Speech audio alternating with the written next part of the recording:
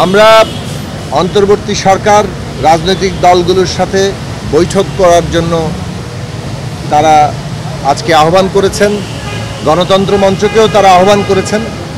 আমরা সেই আহ্বানের সাড়া দিয়ে অন্তর্বর্তী সরকারের সাথে বৈঠক করেছি।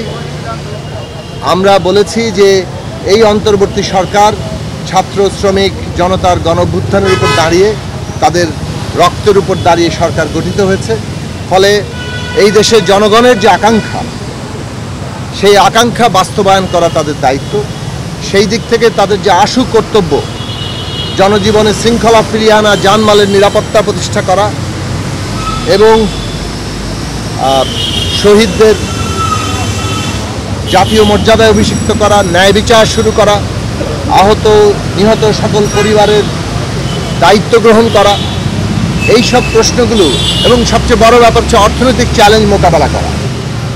এই সব বিষয়ে ইতিমধ্যে আমাদের সমন্বয়ক বলেছেন, আমরা কতগুলো সুনির্দিষ্ট প্রস্তাব দিয়েছি এবং সেই সব প্রস্তাবগুলো ইতিমধ্যে সরকার, অন্তর্বর্তী সরকার প্রধান প্রফেসর ডক্টর মোহাম্মদ ইউনূস সহ তাদের সরকারের সাথে সংশ্লিষ্ট সকল উপদেষ্টা এবং অন্যান্যরা সবাই ছিলেন, তারা সকলেই ইতিবাচকভাবে গ্রহণ করেছেন।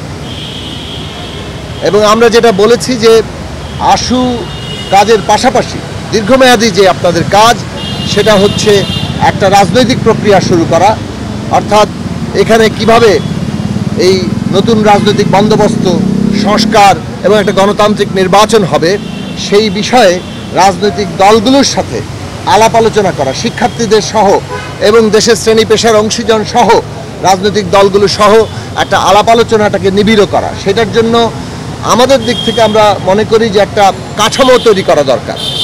একটা জাতীয় রাজনৈতিক ন্যাশনাল পলিটিক্যাল কাউন্সিল হতে পারে, যেখানে এই অংশীজনেরা, শিক্ষার্থী, রাজনৈতিক দল, শ্রেণী পেশার অংশীজনেরা বসবেন এবং সরকার যেহেতু এই অংশীজনদের সমর্থনের উপর দাঁড়িয়ে আছে, তাদের সাথে রাজনৈতিক প্রক্রিয়ার উত্তরণ এবং এই যে প্রাত্যহিক যে আজকে পরিস্থিতি মোকাবেলা করতে হচ্ছে, সেই জায়গায় আমরা রাজনৈতিক দলগুলো ভূমিকা রাখতে পারে।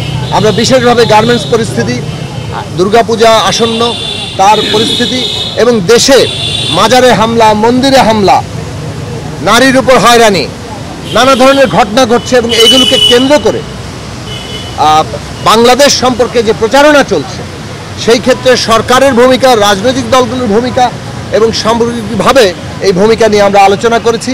অত্যন্ত ইতিবাচক আলোচনা হয়েছে। আমরা আশা করি সমস্ত প্রস্তাবগুলো গৃহীত হবে এবং আরও অনেক কার্যকর পদক্ষেপ আমরা সামনে দেখতে পাবো।